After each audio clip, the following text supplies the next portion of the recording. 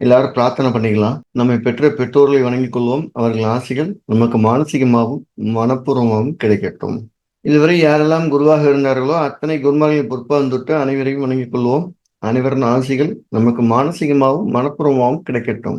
எல்லா தெய்வங்களையும் வணங்கிக் கொள்வோம். எல்லா தெய்வங்களும் நம்மளை ஆசீர்வதிக்கட்டும். மதா பிதா குரு தெய்வங்களை வணங்கி அவர்கள் ஆசிகளும் எம்பெருமான் ஸ்ரீ உச்சிஷ்ட மகாகணத்தின் ஆசிகளும் நீண்ட ஆயுளையும் நிறைந்த செல்வத்தையும் உயர்ந்த புகழையும் மெய்ஞானத்தையும் பேரறிவையும் பிரபஞ்ச ஞானத்தையும் பெருமையுடன் வழங்கட்டும். அனைவருக்கும் எனது மானசீகமான வாழ்த்துக்கள், மானசீகமான ஆசைகள். தினமும் வரக்கூடிய பிரம்ம முகூர்த்தம் பெரியதா, சோடச கலை நேரம் பெரியதா கேட்டு என்ன பர்பஸ் அப்படின்னு கேட்டுக்குவோம். இது வந்து சோடசிங்கிறது உங்களை ஆன்ம பலத்தை அதிகப்படுத்துறது, உங்களுடைய மனோதைரியத்தை மனோபலத்தை புத்திய ஷார்ப் பண்றது. ஸோ அதுதான் சோடசியோட முக்கியமான வேலை. பிரம்ம முகூர்த்தங்கிறது ஒரு முகூர்த்தம், 1.5 மணி நேரத்துக்கான லக்னம். ஒரு செயலை ஆரம்பிப்பதற்கு தேவையானது பிரம்ம முகூர்த்தம். சோடசிங்கிறது உங்களை பலப்படுத்துறதுக்கான விஷயம். நீங்க ரொம்ப பலமாயிட்டீங்க அப்படின்னா நீங்க செய்யற எல்லாருமே தப்பா போகாது. அதனால சோடசி சால சிறந்தது. இலையில பூச்சி முடித்தாலும் செடிக்கு தான் போக போகுது. அதனால எப்பவுமே ரெண்டுக்கும் சம அந்தஸ்து கொடுங்க. வெளியே இருக்கிற ஜாம கிரகத்துக்கு மதிப்பு ஃபோர்ஸ் ஜாஸ்தி, 200%. உள்ள இருக்க ஜாமகரத்துக்கு 170% வச்சுக்கலாம். அந்த சின்ன வித்தியாசம் தான் இருக்கும். ரெண்டும் சம பலம் தான். தவிப்பு எங்கு நின்றாலும் அது சார்ந்த கெடுதலை சொல்கின்றோம். எந்த அமைப்பில் தவிப்பு இருந்தால் குறைந்த கெடுதலை தரும்? எந்த இடத்துலயும் குறைந்த மதிப்பை தராது, குறைந்த பாதிப்பையும் தராது. கவிப்புனாலே நீங்க பண்றதுக்கான பின் விளைவு. நீங்க எங்கெல்லாம் பெரிய அளவில் தொந்தரவு பண்ணாம இருக்கீங்களோ அங்கெல்லாம் கவிப்பு நல்லது பண்ண போகுது. சார் இடம் கம்மியான விலைக்கு வருது, டாக்குமெண்ட் இல்லை அப்படின்னா என்ன செய்யணும்னா கவிப்பு உதயத்திலே உட்கார்ந்துருக்கும். வாங்காத அப்படின்னு எச்சரிக்கை பண்ண அர்த்தம். வாங்கலைன்னா அது நல்லதான் பண்ண போகுது. அது கவிப்பு எந்த பாவத்துல இருக்கோ அந்த பாவத்தில் நீங்க எச்சரிக்கையா இருந்துட்டீங்கன்னா கண்டிப்பா உங்களுக்கு விரயம் வராது. அதுல எந்த டவுட்டுமே பட வேண்டாம். கவிப்பை சொல்லாம ஒரு ஜாமகோல் பிரச்சனத்தை முடிக்க கூடாது. 60% பிரச்சனை கவிப்பு சொல்றதை கேட்காதனாலதான் வருது. உதாரணமா ஒரு ஆளை வயதானவரை காண, அவருக்கு ஒரு 80 வயசு இருக்கும். கவிப்பு உதயத்திலே உட்கார்ந்து இருக்கு. அவர் என்ன சொல்றேன், சோறு வைக்கும்போது தட்டை ஓங்கி வைக்கிறாங்க. உதயத்துல கவிப்பு அப்படின்னா அவர் தன்னை மதிக்கலைன்னு நினைக்கிறார். அப்போ அவர் கண்டிப்பா ஒரு விளைவுகள் பெருசா சந்திக்க போறாருன்னு அர்த்தம். இப்ப நம்ம அவருக்கு என்ன சொல்லுவோம், உங்களை மதிக்கலாம் எதிர்பார்க்காதீங்க, பொறுமையா இருங்கன்னு சொல்லணும். அப்ப கவிப்பு எந்த பாவத்தில் இருக்கோ அங்க நீங்க கவனமாகவும் பொறுமையாகவும் நிதானமாகவும் அடக்கமாகவும் இருந்தா அதனால எந்த விளைவும் வராது. சார் ஏழுல கவிப்பு இருக்கு சார் அப்படின்னா ஆப்போசிட், நீ சின்ன சின்ன தப்பு பண்ணாலும் பெருசா கருதப்படும். கவிப்புங்கிறது எச்சரிக்கை பண்ணுது, நீ கேட்கலன்னு தண்டிக்குது. அதனால ஞாபகம் வச்சுட்டா சரி. ரைட். திருமண பொருத்தத்தில் சனி மற்றும் சுக்கிரன் சேர்க்கை இருந்தால் மற்றொரு ஜாதகத்திலும் சனி மற்றும் சுக்கிரன் பார்வை இருந்தால் சேர்க்கலாமா? தாராளமா. எந்த பாவாதிபதினு பார்த்துக்குங்க. பொதுவா 2 கிரகங்களுமே நட்பு கிரகம் தான். அது ஒன்றும் பெரிய தொந்தரவு தராது. உங்களுக்கு ஆள் மனசுல இந்த சனி சுக்கிரன் சேர்க்க ஆள் மனசு இருக்கிற காதலை சொல்லும். 2 பேத்துக்கு இருந்துச்சுன்னா 2 பேரும் வெளிப்படுத்திக்கிட்டே மாட்டாங்க. அது பாட்டுக்கு வண்டி ஓடிடும். எந்த பாவாதிபதினு பாருங்க. மீன் இலக்கணம்னு வச்சுக்கிறோம். சனி சுக்கிரன் சேர்க்க இருந்தா அந்த தசா புத்தியில அவர் காயப்படுத்தாம போகாது. அதனால 2 கிரகங்களா பத்தினா குட். பாவாதிபதியை பார்த்துட்டு சேர்த்துக்குங்க. ரைட். கீழ்கண்டவற்றிற்கான கிரகங்கள், பாவகங்கள், ராசிகள் பற்றி விளக்கவும் ஐயா. என்ன மரணம் சொல்றது? ஏற்படக்கூடிய சில கீழ்கண்டவற்றிற்கான கிரகங்கள், பாவகங்கள், ராசிகள் பற்றி விளக்கவும் ஐயா. நீங்க கேக்குறது மரணம் ஏற்படக்கூடிய விபத்துகளில் இருந்து நூலிலையில் உயிர் பிழைத்தல், ஊனம் அடிகள் மட்டும் ஏற்படக்கூடிய விபத்துகளில் இருந்து நூலிலையில் தப்பித்தல், நீண்ட காலமாக போராடி மரணத்திலிருந்து தப்பித்தல். புரிஞ்சிருச்சு. எப்பவுமே இந்த நொடி பொழுதில் தப்பித்தல் அப்படிங்கிறதே வந்து என்னன்னா, குரு அதிக பாகை பெற்ற கிரகமாக இருந்தாலும் ராகு எது நீக்கி பிற கிரகங்கள் அதிக பாகை பெற்ற கிரகம் இருந்தாலும் கடைசி நேரத்துல காப்பாற்றும். கடைசி நேரத்துல காப்பாற்றும். அப்ப நம்ம ஜாதகத்துல அதிக பாகை பெற்ற கிரகம் ராகு எது இல்லாம வேற எந்த கிரகம் இருந்தாலும் நீங்க பயப்படாதீங்க. அந்த கிரகத்தோட தசா வச்சிலிங்க ஒரு நொடி பொழுதுல அப்பத்தான் நீங்க கடந்திருப்பீங்க, நடந்திருக்கும். அதுக்கு ஒரு சின்ன ஈவெண்ட் ஒன்று சொல்லிடுவோம். நம்ம ஆபீஸ்ல முதல்ல ஒரு குமார்னு ஒருத்தர் ஒர்க் பண்ணிட்டு இருந்தார். ஒரு 15 வருஷத்துக்கு முன்னால அவர் இந்த ஜாமக்குல் பிரச்சனை பத்தி பேசிட்டு இருக்கும்போது, ஜாமக்குல் பிரச்சனை பத்தி ஏன் ஜாதகத்தை பாருங்க, ஜாதகத்துல என்ன இருக்குன்னு பாருங்க. அவர் ஜாதத்துல சுக்கிரன் அதிக பாகை பெற்ற கிரகம். அதுதான் அவர்கள் அப்ப புத்தினால நடந்துட்டு இருக்கு. இப்ப உனக்கு எந்த தொந்தரவு வந்தாலும் கடைசி செகண்ட் நீ காப்பாற்றப்படுவாய். அப்படியா அப்படின்றார். ஒரு வாரம் கழிச்சு முன்னாடி அவர் வர்றார். வந்து அவர் அந்த வழியை சொல்றார். நான் பஸ்ல ஏறலான் இருந்தேன். கடைசி நேரத்துல ஒரு நண்பர் வந்து வா டீ சாப்பிட்டோன்னு இறங்கி கூட்டிட்டு போயிட்டாரு. அப்ப கடைசியில அந்த பஸ்ல மிஸ் பண்ணிட்டேன். அதுக்கடுத்து ஒரு மணி நேரமா பஸ்ஸே வரல. ரொம்ப எரிச்சலாகி போய் ரொம்ப டென்ஷன் ஆயிட்டேன். திருப்பி ஒரு 2 மணி நேரம் கழிச்சு அடுத்து பஸ் 1.5 மணி நேரம் பஸ் நிறைய வந்துச்சு. கேட்டதுக்கு இதுக்கு முன்னால போன பஸ் ஆக்சிடென்ட் ஆகி கிடக்கு. பஸ்ல போனதுல எல்லாருக்குமே பெருத்த காயம். இப்ப அவருடைய ஹிஸ்டரி எடுத்து நம்ம எடுத்து பார்த்தோன்னா அவர் சொன்ன சம்பவங்கள்லாம் எடுத்து பார்த்தா சுக்கரனுடைய புத்தி அந்த காலங்கள்ல அவர் நிறைய இடங்களை தப்பிச்சிருக்கார். இது ஒரு ஈவெண்ட். இன்னொன்னு, இந்த குறைந்த பாகை பெற்ற கிரகம் புத்தி நல்லா இருக்குன்னு வச்சுக்குவோம். கடைசி நேரத்துல அது காலவாரமும் செய்யும். ஒரு ஆளுக்கு ஒரு கிட்னில ப்ராப்ளம். அவருக்கு கிட்னி டொனேட் பண்றதுக்கு ஒருத்தர் வந்துட்டு இருக்காரு. வர்ற வழியில அவர் கால் தடிக்கு விழுந்து கம்பி ஒன்று வயிற்றுல குத்திடுது. அவரால் டொனேட் பண்ண முடியல. இவருக்கு டயாலிசிஸ் போறாங்க. இன்னொருத்தர் கிட்னி டொனேட் பண்ணுறாரு. அவருக்கு ஒத்த தலைவலி. அவரால் தாங்க முடியாத மாத்திரை சாப்பிட்டு ஹெவி டோஸ்ன்னு சொல்லி அவரே வெளியே அனுப்பிச்சிடுறாங்க. இன்னொரு அம்மா கொடுக்க வருது. அந்த அம்மாவுக்கு தைராய்டு இருந்திருக்கு. இவ்வளவு பாயிண்ட்ல இருக்கும்போது கிட்னி கொடுக்கணும்னு அவரே வலிக்கிறேன். கடைசியில 3 விட கிட்னி தானத்தையும் கொடுக்கப்பட்டு அவர் கைவிடப்படுகிறார். அவர் இறந்துடுறார். அப்ப அதிக பாகை பெற்றிருக்கிறவங்க உங்க நொடி பொழுதுல கடைசி நேரத்துல உங்க காப்பாத்துதுன்னா, குறைந்த பாகை பெற்றிருக்கிறவங்க கடைசி நேரத்துல காப்பாத்தாம விட்டுருது. ஆனா அதுக்காக நீங்க போராடிக்கிட்டே இருக்கிறீங்க அப்படிங்கிறது மறந்துடாதீங்க. அப்ப நம்ம எப்பயாவது கடைசி நிமிஷம் வரைக்கும் இப்ப 2 ஜாதகமே பாக்குறாங்க. ஒரு டைவர்ஸுக்காக ஜாதகம் வருது. அதிக பாகை பெற்றவங்க தசை புத்தி அந்தரமா இருக்கிற பட்சத்துல அது முடிகிற வரைக்கும் காத்துருங்க. கடைசி நிமிஷத்துல மாற்றத்துக்குரியதுன்னு சொல்லிக்கிட்டே இருப்பேன். அப்படி ஒரு 80% ஜாதகங்கள் காப்பாற்றப்பட்டிருக்கிறது. மிச்சம் இருக்கவங்க தகவல் சொல்லல. அதனால இந்த இந்த கடைசி நொடி பொழுதில் கை கொடுக்குற கிரகம் யாருன்னு யாராவது கேட்டா அதிக பாகை பெற்றிருக்கிறோம் தைரியமா சொல்லலாம். இது நம்மளோட ஸ்டாம்ப்ல ஒண்ணு. அடுத்து அடுத்துப்பா. ஒரே கிரகத்தின் புத்தி வெவ்வேறு தசைகளில் வரும்போது பலன்கள் எவ்வாறு மாறுபடும் ஐயா? உதாரணமாக ராகு தசை சனி புத்திக்கும் புரிஞ்சுச்சு அடுத்து வரும் குரு தசை சனி புத்திக்கும். புரிஞ்சிச்சு. எப்பவுமே தசாநாதன் மீறி புத்திநாதன் உங்களுக்கு கொடுக்க மாட்டார். உதாரணமா புத்திநாதன் நீங்க நினைக்கும் போதெல்லாம் ஒரு ஹோட்டல்ல வேலை செய்யற சப்ளையர்னு நினைச்சுங்க. தசாநாதன் நினைக்கும் போது அந்த ஹோட்டல் கடை இருக்கிற ஃபுட்டுன்னு நீங்க உணவுன்னு நினைச்சுங்க. அந்த ஹோட்டல் கடை வேலை செய்யற சப்ளையர் வந்து அந்த ஹோட்டல்ல என்ன உணவு கொடுக்க அனுமதிக்கப்பட்டிருக்கிறதோ அதை தான் கொடுப்பாரு. அப்ப திசா என்ன செய்யணும், விரிச்சு வைக்கும், கடையை விரிச்சு வைக்கும். புத்தினை எடுத்து சப்ளை பண்றாரு. அந்தரநாதன் வர்றவங்களுக்கு அவருக்குள்ள டீலிங் பண்றாரு. இப்போ ஒரு ஸ்வீட் ஸ்டால்ல ஒருத்தர் வேலை செய்யறாரு. அப்ப புத்திநாதன் என்ன செய்ய போறாருன்னா அந்த ஸ்வீட் கடையில கூடிய இனிப்பை எடுத்து கொடுக்க போறாரு. அவர்கிட்ட போய் பொரோட்டா கொடுக்க மாட்டார். அப்ப தசானான்னு ஒரு பொரோட்டா கடை வச்சிருக்காருன்னா அங்க போய் புத்திநாதன் வந்து நீங்க பொரோட்டா கடை கண்டிப்பா கொடுப்பார். அப்ப புத்திநாதன் எப்பவுமே நல்லது செய்யறாரா கெட்டது செய்யறாங்கிறத தாண்டி என்ன கொடுப்பான்னு கேட்கும்போது தசாநாதன் அனுமதிக்கப்பட்ட பாவங்களுடைய அதிகாரத்திலிருந்து ஒன்னு எடுத்து கொடுக்குறாரு. அதான் நல்லா ஞாபகம் வச்சுக்கணும். சூரியன் தந்தையை குறிக்கிறாருன்னா தந்தையுடைய அதிகாரம் என்னெல்லாம் கொடுக்க அனுமதிக்கப்பட்டிருக்கோ அதை புத்திநாதன் கொடுப்பார்.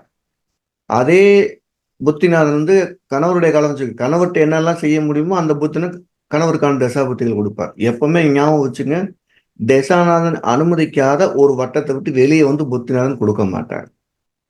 அந்த விளைவை யார் தரான்னா புத்திநாதன் தான் தர்றாரு. அந்த விளைவை எங்கிருந்து வாங்கி தரான்னு கேட்டா தசாநாதன் வாங்கி தர்றாரு. ரைட்.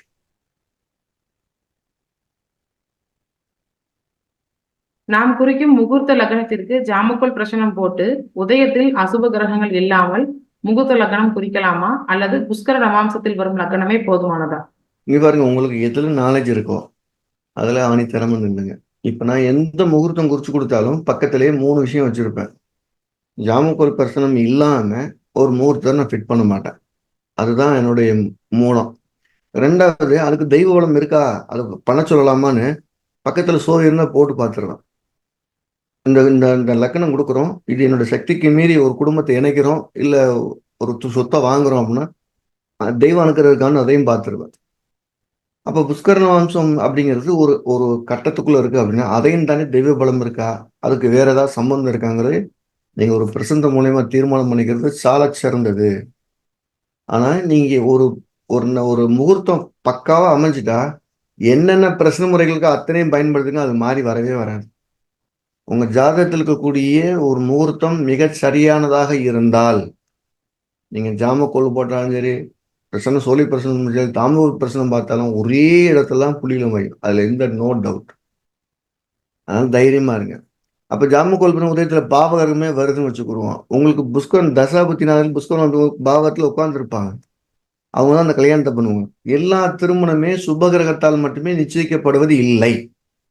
அப்படி சுபகிரகத்தால் நிச்சயிக்கப்பட்டிருந்ததுன்னா எல்லாருமே சுபமா வாழ்ந்திருக்கணும். சண்டை சிச்சரவே இருந்திருக்க கூடாது. பாவகிரகத்தால தான் 70% திருமணம் நிச்சயிக்கப்படுகிறது. அதனாலதான் 70% குடும்பத்துக்குள்ள ஒரே சண்டையும் சச்சரவுமா இருக்கு. அப்படி இருக்கு.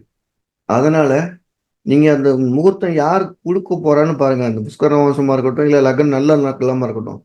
அப்போ ஒரு பிரசனம் போட்டு பார்த்தீங்கன்னா அந்த லக்கணத்தை யார் கொடுத்துருக்கான்னு உதயம் சொல்லிடும். பளிச்சு இவர் தான் இந்த இதை கொடுத்துருக்காங்க. ஒரு முறை பரிசோதித்து நோட்ல எடுத்து எழுதி வச்சுக்கோங்க. எத்தனை முறை தான் செக் பண்ண திரும்ப திரும்ப அதான் வந்துகிட்டே இருக்கும். அதனால வந்து நீங்க செஞ்ச செயலுக்கு முதல்ல ஜாதகத்தை எடுத்து ஒரு முகூர்த்தத்தை ஃபிக்ஸ் பண்ணி சரியா தப்பான பிரசன்ட்ல முடிவு எடுத்துக்கலாம். ஒரு முறை செக் பண்ணி 2 3 முறை கிராஸ் செக் பண்ணி பாருங்க. ஒன்னே தான் வரும். அடுத்து அவர் கேள்விக்கு புதன்கிழமை பார்க்கலாமானா பார்க்கலாம். அடுத்து புதன்கிழமையில் அபிஜித் முகூர்த்தம் உள்ளதா? ஒரு சில மென்பொருட்களில் புதன்கிழமை அபிஜித் முகூர்த்தம் இல்லை என்று குறிப்பிடப்பட்டுள்ளது. கேள்வியிலே அவர் பதில் சொல்ற ஒரு சில அப்படின்ட்டாரு. அப்படிங்கிற போது நீங்க பஞ்சாங்கத்துல என்ன சொல்லப்பட்டிருக்கோ அதை நீங்க நடைமுறைப்படுத்தினீங்கன்னா போதும். ஏன்னா ஒவ்வொரு சாஃப்ட்வேருக்கும் ஒரு ஒரு குணங்கள் உண்டு. அது எழுதுறவரு, படிக்கிறவரு, புரிஞ்சுக்கிறவரு, பப்ளிக் பண்றவரெல்லாம் இருக்கு. அதனால நீங்க பஞ்சாங்கத்தை முகூர்த்தம்னு வரும்போது நீங்க எழுதுகிட்ட முகூர்த்தம் சரியான்னு செக் பண்ணிருக்கோம். அந்த ஊர் உள்ள ஐநாம்ஸ் நேரம் இல்ல அந்த ஊருடைய சூரிய உதய நேரங்களை மாற்றத்துக்கு வேணா நீங்க எதை எடுத்து பார்த்துக்கலாம். ஆனா முகூர்த்தங்கள் பொதுவா பஞ்சாங்கத்தில் கொடுக்கப்பட்டிருக்க முகூர்த்தத்தை கடைப்பிடிக்கிறது சிறப்பு. நல்ல நாலேஜ் வந்துருச்சு சார். நானே ஒரு பஞ்சாங்கம்னா அப்ப வாங்க. அதனால அடிப்படைகள்ல ஒரு பஞ்சாங்கத்தை கடைப்பிடிங்க. அந்த பஞ்சாங்கம் கொடுக்கப்பட்டக்கூடிய விஷயம் சரியான முதல்ல சும்மா இருக்க அன்னைக்கு கம்ப்யூட்டர்ல செக் பண்ணிக்கங்க. அதனால அபிஷேக் மூத்த வருமானம் வரும். வராமலாம் போகாது. எல்லா நாளுமே ஒரு நல்ல முகூர்த்தம் இருக்கும். அடுத்து கார்த்திக் கேட்டிருக்காங்க. கோச்சார கிரகம் ஜனனகால கிரகத்தின் மேல் போவதற்கும் வளர்நிலை ஜாதக கிரகம் ஜனனகால கிரகத்தின் மேல் போவதற்கும் என்ன பலன்? நீங்க சிம்பிளா ஒரு ஞாபகம் வச்சுக்கோங்க. எதை கடைப்பிடிக்கிறேன்னு வச்சுக்கோங்க. புராகசின் சாட் அப்படிங்கிறது வளர்நிலை ஜாதகம். வளர்நிலை ஜாதகத்தை நீங்க கடைப்பிடிச்சிட்டீங்கன்னா பிறந்த கால ஜாதகத்தை போட்டு மண்டை குழப்பிடாதீங்க. ஏன்னா இதுல சனி மேல கடந்து வந்திருக்கோம், அது மேல கடக்க போற மாதிரி பயம் வந்துடும். என்ன சார் 15 வருஷமா எனக்கு ஏழரை நடக்குதுன்னு பயம் வந்துடும். அதனால முதல்ல தெளிவா ஞாபகம் வச்சுக்கேன். எதை நம்ம ஃபாலோ பண்ண போறோம் அப்படின்னு. நீங்க வளர்நிலை ஜாதகத்தை மட்டும் எடுத்துக்கிட்டீங்கன்னா இந்த ரூல் அது அப்படியே அப்ளிகேட் பண்ணலாம். தப்பே வராது. இல்ல சார் நான் பர்த் சார்ட் மட்டும் எடுத்துக்க போறேன், இதை மட்டும் ஃபாலோ பண்ணுங்க போதும். ஏன்னா வளர்நிலை ஜாதகம் சொல்றதுக்கு இன்னும் கொஞ்சம் நம்ம கூடுதல் அறிவு தேவை. நடைமுறை விஷயங்கள் தெரிஞ்சுக்கணும். இது வரப்போகுதுன்னு அது முன் உணர்ந்து சொல்லுகிறது. அந்த முன்னுணர்ந்து சொல்லும்போது நம்ம ஏத்துக்கிறோமானா 60% பேர் ஏத்துக்கிற முடியறது இல்லை. உங்களுக்கு ஒரு சின்ன உதாரணம் சொல்லிடுவோம். ஒரு வளர்நிலை ஜாதகத்துல சனி கும்பத்துல இருக்கிற சனி மீனத்துக்கு போயிட்டார். நீங்க கடல் கடந்து போவீங்க, நாடு விட்டு நாடு போவீங்கன்னா அவர் ஓன்னு அழுகுறாரு. என் மகளுக்கு பிரிஞ்சு நான் இருக்க மாட்டேன்னு கட்டி கொடுக்காம வச்சிருக்கேன். அவர் ஜாதத்துல ஸ்தரராசியில் இருக்கு லக்னாதிபதி நான் நினைச்சிட்டு இருக்கேன். நீங்க யாருக்கு இப்படி சொல்லிட்டீங்க. அதனால புராகசன் சார் சொல்றது இன்னும் கொஞ்சம் கூடுதல் பயிற்சி தேவை. ஆனா ரெண்டுக்குமான வித்தியாசங்கள் பெருசா ஒண்ணும் இருக்காது. அடுத்து கோவிலில் உள்ள இதுல கூடுதல் தெய்வம் தகவல் என்ன என்ன வரம்? அப்படின்னு இல்ல இதுல கூடுதல் தகவல் என்ன, நம்முடைய சாஃப்ட்வேர்ல பெர்த் சார்ட், புராகர்ஷன், கோச்சாரம் 3மே 3 லைன்ல ஒட்டுக்க வரும். எல்லா சார்ட்டுக்குமே வரும். உங்க பிறந்த கால ஜாதகம் எப்படி இருக்குது, புராகர்ஷன் எப்படி இருக்குது, டிரான்சிட் எப்படி இருக்கு, 3க்குள்ள செயின் லிங்க் என்னங்கிறது சேர்த்து சொல்லும். அதனால எனக்கு இன்னைக்கு நேற்று இல்லை, 2000 இன்னைக்கு வரைக்கும் எல்லா சார்ட்டுக்குமே புராகர்ஷன் பார்த்து பக்கத்துல குறிச்சு வைக்கிற பழக்கம் எனக்கு உண்டு. அது சில தீர்மானங்கள் ஆமான்னு ஆணித்தரமா சொல்லியிருப்பேன். அது அந்த சார்ட்டும் சேர்த்து பர்மிட் பண்ணும். அதனால அது கொஞ்சம் பயிற்சி எடுத்துட்டு சொல்லுவோம். ஆனா கடைப்பிடிப்பதற்கு முன்னால எதையும் ஒண்ணா கடைப்பிடிங்க. அது என் அட்வைஸ். அடுத்து கோவிலில் உள்ள தெய்வம் என்ன வரம் தரும்? அக்கோவிலில் பிரசாதமாக எதை வழங்க வேண்டும் என்பதை அறிவது எப்படி?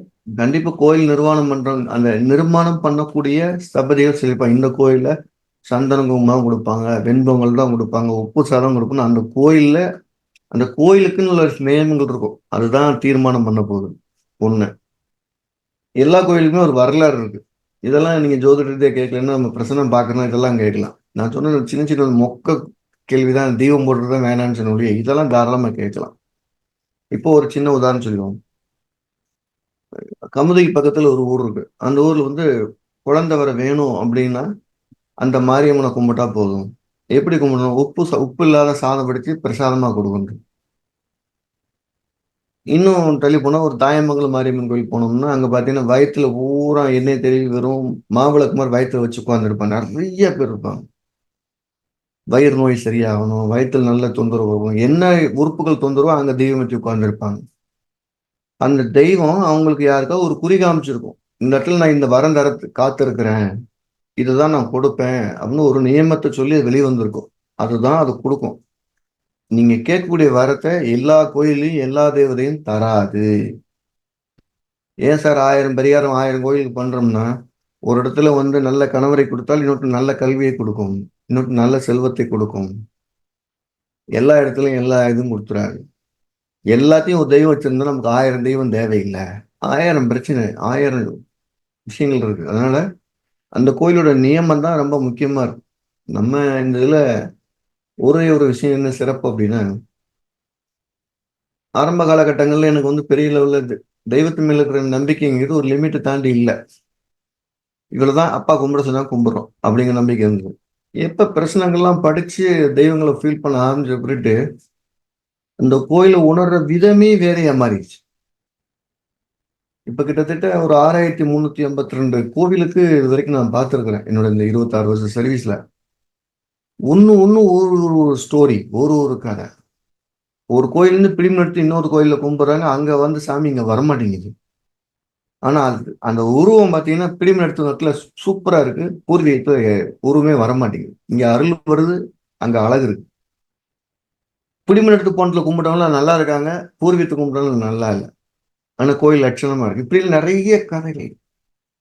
ஒருத்தர் சொல்றாரு, பிடிமு எடுத்து போன கோயிலுக்கு போனா தான் குழந்தை பிறக்கும், பூர்வீக கோயிலுக்கு போனா யாருமே குடும்பத்தோட இல்லைங்கிறாரு. அந்த தெய்வத்தை அங்க கூட்டிட்டு போறாங்க. அப்ப அந்த சாமி நிர்மாணம் பண்ணா இதைத்தான் செய்ய காத்திருக்குன்னு. அதனால கோயிலுடைய நியமம் என்னவோ அதை மீறக்கூடாது. சில கோயில சட்டை இல்லாம தான் போகணும் ஆண்கள் அப்படின்னா அந்த கோயில சட்டை இல்லாம தான் போகணும். சில கோயில குளிச்சுட்டு ஈரமா தான் போகணும், ஈரமா தான் போகணும். மீனாட்சி அம்மன் எழுதி போடுவேன் கையிலுடன் உள்ளே நுழையக்கூடாதுன்னு. ஆமா, ஒரு கோயிலும் சில சத்தியங்களை உள்வாங்கி கொடுத்துருக்கும், அதை தாண்டி போகக்கூடாது. அதாவது தெய்வங்கள் வரவங்க கொடுக்க காத்திருக்கணும். ஆமா, எல்லா தெய்வமுமே எல்லா வரமும் கொடுக்குது. நீங்க வாங்குறதுக்கு தகுதியான நபராக இருந்தால் கண்டிப்பா அதை உணர்வீர்கள், நானும் உட்பட. எனக்கு முன்னால எதெல்லாம் வேணும்னு எனக்கு யாராவது ஒருத்தர் சொல்லியிருந்தாங்கன்னா அது எனக்கே நடந்திருக்கு. நான் போய் சாமிட்டு நிக்கிறேன், என் காதல் யாராவது ஒரு சொல்ற மாதிரி தோணுச்சுன்னா இது என்ன இப்படி சொல்றாங்கன்னா அது அப்படியே நடந்திருக்கு. அப்படி ஒரு வேலை நடந்தது உண்டு. நிறைய உதாரணம் சொல்லலாம், எக்கச்சக்கமா சொல்லலாம். இந்த அஷ்டமங்கல பிரச்சனை வகுப்பு எல்லாம் நான் படிக்கும்போது நான் ஜோதிடர் இல்லை, நான் ஒரு ஜோதிட ஆர்வலரை தான் உள்ள வந்தேன். உங்களுக்கு இந்த ஸ்டோரி சொல்லணும் அப்படின்னா, மிகச்சிறந்த குருநாதர் மகாதேவையர், அதுல எந்த டவுட்டும் இல்லை. என்னோட தலைமை நல்ல சரியான குருநாதர், அதுல எந்த டவுட்டுமே இல்லை எனக்கு. அவர் நான் முதல்ல பார்க்க போது ஒரு கம்பெனில வேலை செஞ்சுட்டு இருக்கிறேன், கெமிக்கல் இன்ஜினியரா வேலை செஞ்சுட்டு இருக்கிறேன்.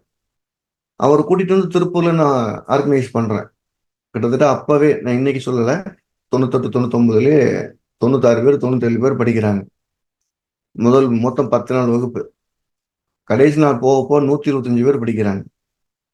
அந்த 93 பேர் படிக்கிற அந்த வகுப்புல நான் ஒரு ஆர்வலரை கலந்துக்கிறேன். அவர் கற்றுக் கொடுத்துட்டு போன பிறகு நான் 2 3 பேர்த்த கொஞ்சம் கொஞ்சமா போய் படிக்கிறேன், நானும் படிக்கிறேன். நிறைய தகவல் தெரியுது. தெரிஞ்சதுக்கு பின்னால நான் தெய்வத்தை பார்த்த விதம் வேற. உங்களுக்கு இன்னொரு உதாரணம் சொல்லுவோம். ஒரு கோயில மத்திய சர்க்கார் இந்த எடுக்க போதுன்னு நோட்டீஸ் எடுத்து ஒட்டியாச்சு. என்னோட 2 குருநாதர்கள், ஒன்னு திருவேங்கடம் ஐயங்கார், இன்னொன்னு மகாதேவ ஐயர். இந்த 2 பேர்த்தையும் கூட்டிட்டு வந்து நான் பிரச்சனை பார்க்குறேன் அந்த கோயிலுக்கு. இன்னும் ஒரு 2000 இருக்கலாம், 2000 இல்ல 2001 இருக்கலாம். அந்த ஆண்டுல 24 வருடத்துக்கு முன்னால. அப்பதானே ஆபீஸ் போட்டு வெறும் ஒரு 10 நாள் இருக்கும், 12 நாள் இருக்கும் அந்த மாதிரி காலத்துல.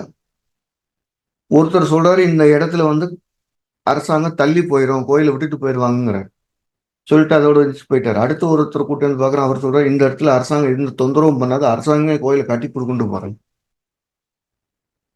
என்ன ஆச்சரியம் பாருங்க, அந்த கோயில வரம் கொடுக்குதுங்கிறாரு. நம்ம நோக்கம் என்ன? கோயில் வரம் கொடுத்தல். அந்த கோயில்ல வெறும் வேப்ப மரம் மட்டும்தான் இருக்கு, சுயம்பு இருக்கு. அது வரம் கொடுக்குதுன்னு சொல்றாரு. ரயில்வே டிபார்ட்மெண்ட் வந்து நோட்டீஸ் ஓட்டிட்டு போயிட்டாங்க, இந்த கோயில் எடுக்க போறாங்கன்னு. இன்னும் 20 நாள் எடுக்க போறாங்க. இருக்கிறது வெறும் 20 நாள் தான் இருக்கு, பிரசனம் பார்க்கறதுக்கும் அந்த எடுக்கிறதுக்கு நாளுக்கும். 17ஆவது நாள் ஒரு அதிகாரி வராரு, கோயிலை தொந்தரவு வேணும்னு ட்ராக் அந்த பக்கம் மாத்துறாங்க. கோயில் எடுத்து கட்டப்பட்டுருச்சு. இன்னைக்கு அது கூட 25 வருஷமா கோயில் பிரம்மாண்டமா இருக்கு. அவர் வரம் கொடுக்குமா சாமி கேட்ட கேள்வி பாருங்க. அந்த கோயில் கர்த்தா வந்து கேட்கிறாரு, சாமி வரம் கொடுத்துருச்சான்னு பாருங்க. அவர் போட்டு சோவி போட்டு வரம் கொடுத்துருச்சு அப்படின்ட்டாரு. அவர் என்ன கேட்டார், என்ன தம்பி வரம் கொடுத்தேன், வரம் கொடுத்துருச்சு. அப்ப நான் ஜாமக்குள் பிரச்சனை மட்டும் தான் பார்ப்பேன்.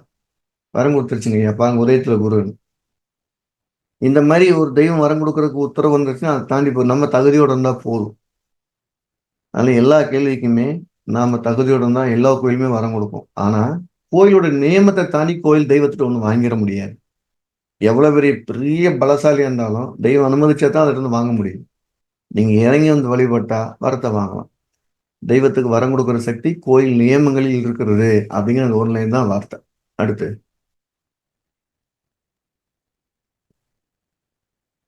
தெய்வ வழிபாட்டில் பிரேதம், பேய், ஆத்மா, குலதெய்வம் என்ன வேறுபாடு?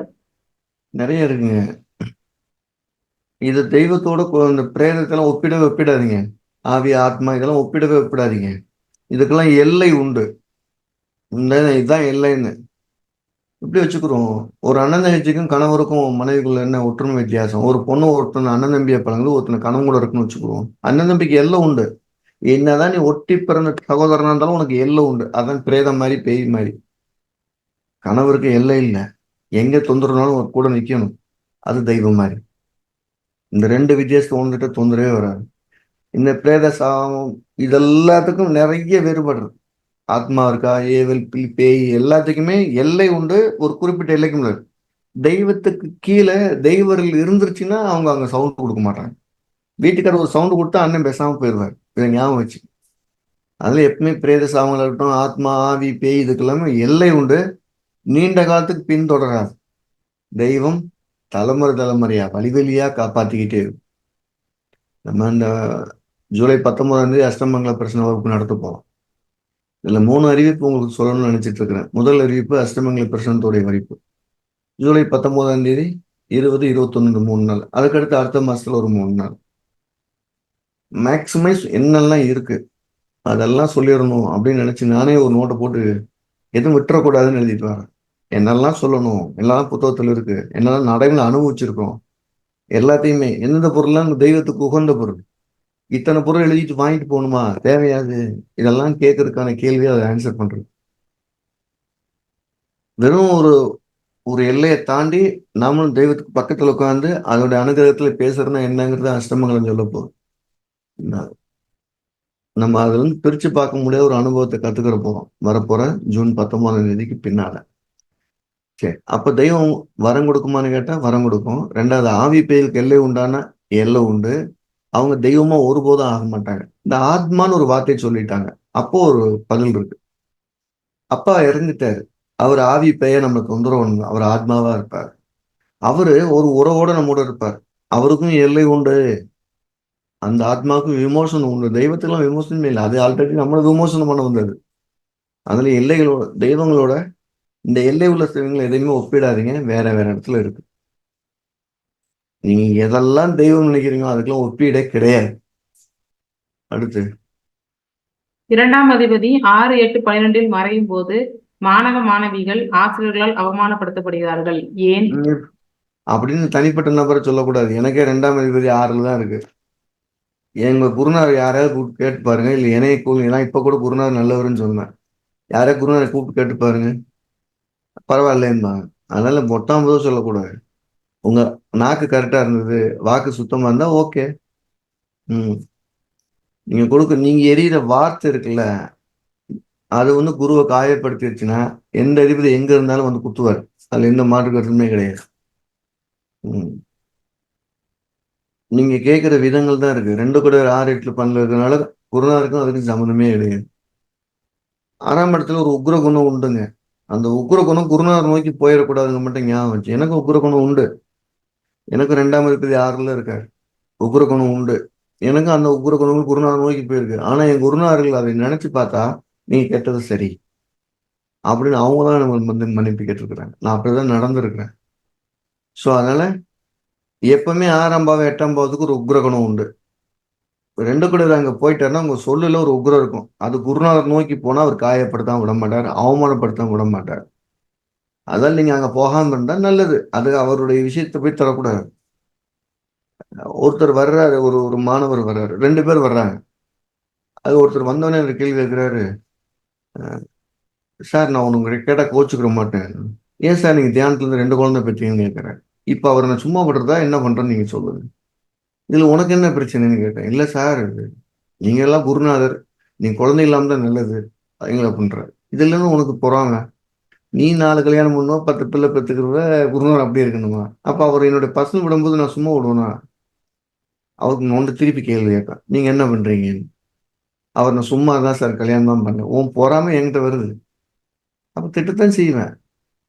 அப்ப நீங்க என்ன செய்யணும்? எல்லாத்துக்குமே ஒரு எல்லை இருக்கு. அந்த எல்லைக்குள்ள நீங்க போனீங்கன்னா, அது குருநாதர் தான் திட்டத்தான் செய்வாரு. குருநாதர் தான் திட்டத்தான் செய்வாரு. அதனால நீங்க குரு சாபம் விடுறாரு, குரு அவமானப்படுறாரு இல்ல. குருவும் ஒரு மனுஷன் தான். அந்த எல்லை கிராஸ் பண்ணாம பாத்துங்க. ஒரு தாய் வந்து இதான் அப்பான்னு அடையாளம் காட்டுறா. அது வரைக்கும் அவர் அப்பாவா இல்லையா நமக்கும் தெரியாது. உருவாக காரணமா தாய்க்கு மட்டும்தான் தெரியும். வேற யாருக்கும் தெரியாது. அந்த தந்தை தான் நல்ல குருநாதரை காட்டுறாங்க. எல்லாரும் குருநாதர் ஆயிட முடியாது. உங்களுக்கு உபதேசம் பண்ண அப்புறம் குருநாதர்னா இன்னைக்கு எல்லா புத்தக ஆசிரியரும் குருநாதர் தான். அவங்களாம் ஆசிரியர், குருநாதர் கிடையாது. தந்தை தான் நல்ல குருநாதர் அடையாளம் காட்டுறாரு. இவர் நல்ல குருநாதர். அந்த அந்த குரு தான் தெய்வத்தை எல்லையில்லாத தெய்வத்தை அடையாளம் காட்டுறாரு. அதெல்லாம் தெய்வத்துக்கு முன்னால் அவர் இருக்கார். உம் எது எல்லையில்லாத ஒண்ணோ அதை முதல்ல காட்டுற குருநாதர். எது நம்ம கிட்டயே எல்லைக்குள்ளேயே இருக்கோ அது அப்பா அம்மா. இந்த ரெண்டுக்குள்ள ஒரு பாலமா நிக்கிறது தான் குருநாதர். அவர்கிட்ட போய் நீங்க சீண்டும் போது அவர் 6, 8, 12 பாவம் எதுக்குள்ளாலும் சரி வெளியில் நின்னாலும் தொந்தரவு தான். அதனால குரு பக்திங்கிறது மிகச்சிறந்த ஒன்று. முருகனை தலை சிறந்த கடவுள்னு திரும்ப திரும்ப சொல்ற காரணம் உலகத்திலே மிகப்பெரிய ஆதி யோகின்னு சொல்லக்கூடிய சிவனுக்கு அவர் குருவா இருந்தவர். அதனால முருகனுக்கு பலம் அதிகம்.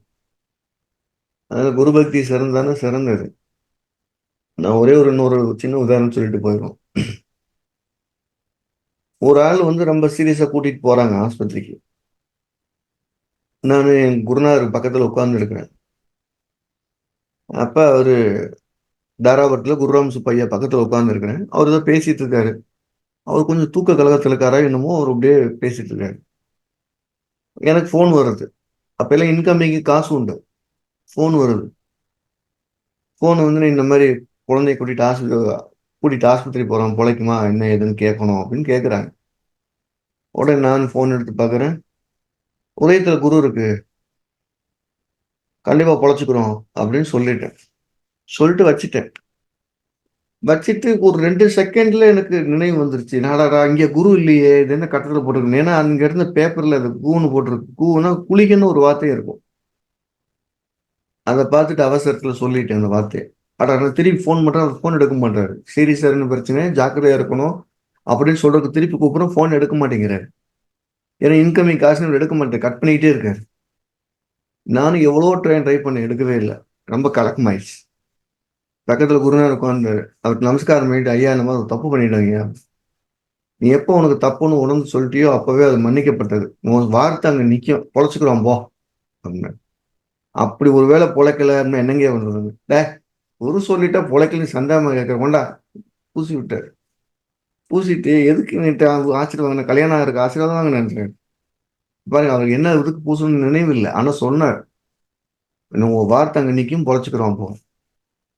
எனக்கு அந்த அந்த நைட் தூக்கம் பூரா இல்லை. மறுநாள் காலையில் ஒரு 5, 6 மணி இருக்கும். இந்த செல்லத்தை எடுத்து பார்த்தேன். கூப்பிட்டாராங்க. கூப்பிடல. 7 மணிக்கு அந்த ஆள் கூப்பிடுறாங்க. சார் பையன் நல்லா இருக்கான் சார். அப்பா, இந்த குரு பக்தி ஜாஸ்தி ஆயிடுச்சுங்க. அவர் சொல்லி கொடுத்தாருன்னா எந்த பெரிய ஜோதிட நுணுக்கங்களும் அவர் கத்துக் கொடுக்கல. ஆனா எப்படி ஒரு ஜோதிடர் ஒரு வார்த்தையை நம்பணுங்கிறத சொல்லி கொடுத்தாரு. அந்த அந்த குரு பக்தி தான் இன்னைக்கு எனக்கு அப்படியே ஆட்கள் அப்படியே உட்கார வச்சது. அதனால நீங்க வந்து தைரியமா சொல்லலாம். குரு சாபம் எப்பவுமே எப்போ வரும்னா நீங்க குச்சி எடுத்து குத்தும் போதுதான் வரும், அது வரைக்கும் வராது. அடுத்து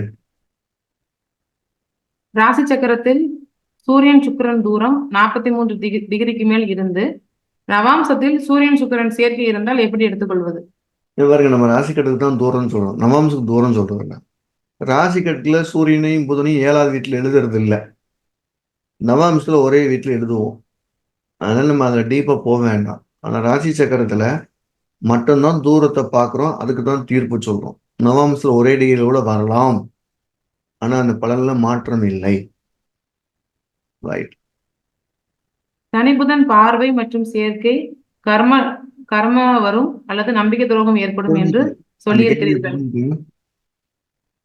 ஜோதிடருக்கு கர்ம வருமானா 99% வராது, அதுல எந்த டவுட்டும் படாதீங்க. எப்ப வரும்? அவருக்கு அந்த விஷயம் பொய்யும் தெரிஞ்சு அது ஆமான்னு ஊர்ஜிதப்படுத்தினார்னா தவறு வரும். இந்த விஷயத்த உதாரணமா ஒரு பரிகாரமே சொல்றாரு, அது அவருக்கே பொய்யும் தெரிஞ்சு மீறி அந்த ஆழமா சொன்னா அது வரும். எப்ப அவர் சொல்லுவாரு? சனி புதன் சேர்க்கை பார்வை இருக்கிற போது வருவார். அவர் ஜாதத்துல சனி புதன் சேர்க்கை பார்வை இருக்கு, இல்ல நடக்கிற தசாபத்துல சனி புதன் புத்தி நடக்குது, இல்ல புதன் புத்தியில சனி அந்தரம் நடக்குது, அப்ப அவர் மீறி இந்த கர்மம் ஏறி உட்காரும். சோழி பிரச்சனை பார்க்கும்போது சனி புதன் சேர்க்கை இருந்துச்சுன்னா நீங்க வார்த்தையை கவனமா பிரயோகம் பண்ணணும், இல்லைன்னா அந்த கத்தி திரும்ப வந்து நம்மளை தான் குத்தும். எந்த டவுட்டுமே விடாதீங்க. நீங்க வீசுற ஒரு சொல்லும் திரும்ப உங்களுக்கே வர காத்திருக்கிறது. நான் எடுத்து வீசின எல்லா வார்த்தைகளும் எனக்கு திரும்ப வந்திருக்கு, என்கிட்டயே வந்திருக்கு. நான் கொடுத்த நல்லதும் எனக்கு திரும்ப வந்திருக்கு, கெட்டதும் திரும்ப என்கிட்டயே வந்திருக்கு. அதுல சனி புதன் இருக்க காலத்துல வீசின வார்த்தைகள் விஷம் தடவை திரும்ப வந்துடும். பிரச்சனை பார்க்க நான் ஏதாவது சொல்லுவேன்னா, நீங்க கர்ம பரிகாரம் சொல்றீங்க, கர்ம பிரச்சனை பாக்குறீங்கன்னா சனி புதன் இருக்கிற சாதத்துல பார்த்துட்டீங்க, உங்களை மீறி பார்த்துட்டீங்கன்னு வச்சுக்கோங்க, மாட்டிக்கும். அதுக்கு ஒரு சின்ன உதாரணம் சொல்லியிருக்கேன். அப்பாயின்மெண்ட் வாங்கும்போது சாதாரணமா ஒரு பிரச்சனை வந்துட்டார். வந்து உட்காந்து ஒரு இறப்பா சொல்றார், எங்க தாத்தா கொலை செய்யப்பட்டார், எங்க பாட்டி கொலை செய்யப்பட்டது, எங்க சித்தப்பா கொலை செய்யப்பட்டதுன்னு எங்களோட கர்மாலாம் நீக்கு ஒன்றும் பிரச்சனை அப்படி இழுத்துட்டு போயிட்டார், நீ கூட்டிகிட்டே போயிட்டார். கும்பத்துல சனி புதன் சேர்க்கறதுக்கு கும்பத்துல உட்கார்ந்துருக்கு, அவர் அதை சொல்லிட்டே இருக்காரு, நான் தவிர்க்கிறேன், தவிர்க்க விட மாட்டேங்கிறார். அவருடைய கேள்வியும் அவர் கேள்வியுடைய சுவாரஸ்யமும் என்னை திரும்ப திரும்ப அங்கேயும் கொண்டு வைக்குது. ஒரு ஸ்டேஜ்ல அவருக்கு அது ஒரு இதெல்லாம் செஞ்சா நல்லதுன்னு சொல்லிடு 3 நாள் என்னால் எழுந்திருக்கவே முடியல, அப்படியே நிமிர்ந்து உட்கார முடியல. எந்த கெட்ட பழக்கம் கிடையாது, எந்த அதிகபட்ச உணவும் கிடையாது, மெயில்தான வாழ்க்கை வாழ்ந்துட்டு இருக்கிறேன். என்னால் நிமிர்ந்து கூட பார்க்க முடியல, கண்ணு வலிக்குது, காது வலிக்குது. அவர் இறக்கும் போது யாருக்கெல்லாம் என்னென்ன பிரச்சனைன்னு சொன்னாரோ அந்த பிரச்சனை எனக்கு வந்துச்சு, வந்துட்டு தான் போச்சு. அப்புறம் ட்ரிப்ஸ் ஏற்றி நார்மலாகி பார்த்தேன். அந்த சார்ட்டை எடுத்து பார்க்குறேன், சனி புதன் ஒரே டிகிரியில் இருக்கு. நான் அப்ப நம்ம அப்பாயின்மெண்ட் கொடுக்கும்போது இதெல்லாம் வேணும்னு தவிர்ப்பது நல்லது. அது விலகி இருக்கக்கூடிய நாளுகள்ல நம்ம அந்த பிரச்சனை பார்க்கலாம், கர்மம் நீக்கிறதுக்கு வழி சொல்லலாம். எத்தனை பேர் ஜாதகம் பார்க்கணும்னு கேட்பாங்க, ஏதாவது கர்மம் இருக்கணும், இன்னைக்கு சொல்ல வேண்டாம், ஒரு 2 நாள் கழிச்சு கூப்பிடுங்க, 3 நாள் கழிச்சு கூப்பிடுன்னு சொல்லலாம், அந்த டிகிரி விலகி போகட்டும். ஸோ பிரச்சனை பார்க்கும்போது அந்த கர்மம் பத்தி சொல்றீங்கன்னா 2 நெருக்கமா இருந்தா அவர் டேஞ்சரஸ் பர்சன், அவர் லோட நம்மகிட்ட இறக்கி வச்சுட்டு போறாரு, கவனமா இருங்கன்னு அர்த்தம். ஞாபகம் வச்சுக்கிறேன் சார். ரைட்.